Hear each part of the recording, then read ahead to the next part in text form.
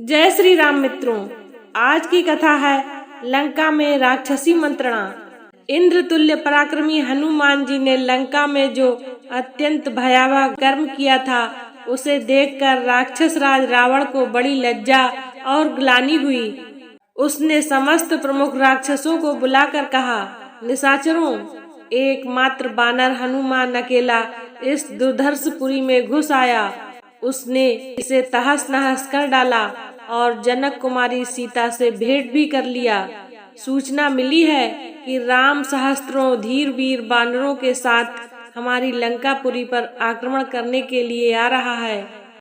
यह बात भी भली भांति स्पष्ट हो चुकी है कि वे रघुवंशी राम अपने समुचित बल के द्वारा भाई सेना और सेवकों सहित सुखपूर्वक समुद्र को पार कर लेंगे। ऐसी स्थिति में बानरों से विरोध आ पड़ने पर नगर और सेना के लिए जो हितकर हो, वैसी ही सलाह आप लोग दीजिए।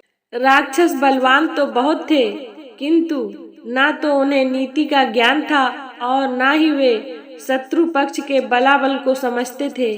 इसलिए वे कहने लगे, राजन, आप व्यर्थ ही भयभीत हो रहे हैं। आपने नागों और गंधर्वों को भी युद्ध में परास्त कर दिया है। दानवराज मैंने आपसे भयभीत होकर अपनी कन्या आपको समर्पित कर दी थी। मधु नामक दैत्य को आपने जीता है।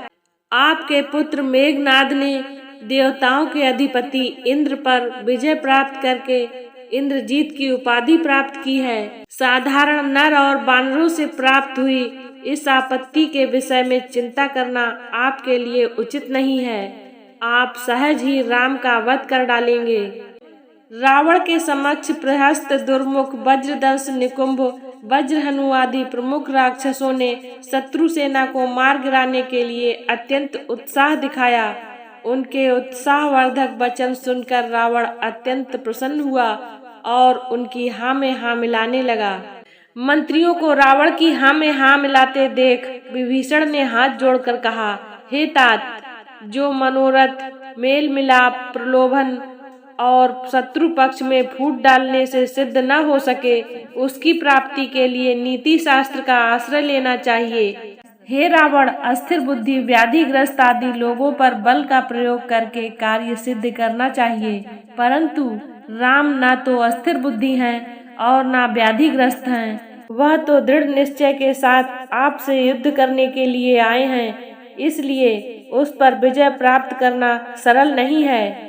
क्या हम जानते थे कि एक छोटा सा बानर हनुमान इतना विशाल सागर पार करके लंका में घुस आएगा? परंतु वह केवल आया ही नहीं, लंका को भी विध्वंस कर गया। इस एक घटना से हमें राम की शक्ति का अनुमान लगा लेना चाहिए। उस सेना में हनुमान जैसे लाखों बानर हैं, जो राम के लिए अपने प्राणों की बलि भी चढ़ा सकते हैं। इसलिए मेरी सहमति है कि आप राम को सीता लौटा दें और लंका को भारी संकट से बचा लें। यदि ऐसा ना किया गया तो मुझे भय है कि लंका का सर्वनाश हो जाएगा। राम लक्ष्मण के तीक्ष्ण बाणों से लंका का एक भी नागरिक जीवित नहीं बचेगा। आप मेरे प्रस्ताव पर गंभीरता से विचार करें, यह मेरा निवेदन है। विभीषण की बात सुनकर राक्षस राज रावण उन सभी सभासदों को विदा करके अपने महल में चला गया। आज की कथा को यहीं पर विराम देते हैं। कथा को पूरा सुनने के लिए धन्यवाद। इससे आगे की कथा है विभीषण का निष्कासन, देखना ना भूलें। इसी तरह की ज्ञानवर्धक कथा कहानियों को सुनने के लिए हमारे चैनल को लाइक, शेयर एंड सब्सक्राइब करें। जय श्री राम।